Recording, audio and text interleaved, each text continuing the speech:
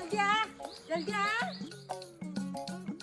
यार अगर मैं ब्याह है गई थी ना तो ये सब काम में शेयर करती मुझे करने ना पड़ती दिमाग खराब हो गया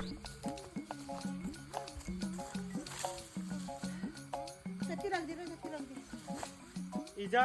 हैं इजा तुझे ये बात पूछनी थी मगर की पूछ इजा तुम ये बात बता जब ये चल 25 साल का जा वो घर वालों को खुद बतून पड़ू कि मैं 25 साल का कि मैं ब्याह ठहरा हूँ हैं अरे इजा मैं कोई अगर कोई चल 25 साल का जाना है वो घर वालों को खुद कौन पड़ू कि मैं ब्याह ठहरा हुआ तू मेरे ये बात ये बता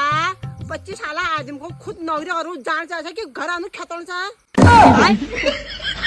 बता खुद जान चाहे कि दो डबल काम हो घर आने खेतों से ठीक कौन सी ठीक कौन सी ठीक कुणी कुणी के ठीक कुणी दो डबल काम हो ना कि ब्याह करो कुणी है ब्याह अरे इजा मैं अब बात ना कौन ही का बात कौन सी मगर कस नोरु बेमती का दिमाग क्यों का पता तो लोई बोलो कहाँ हो तो ये खबू तेरे जब जा ये फांटो इतने रहो को ले लिया सानी सानी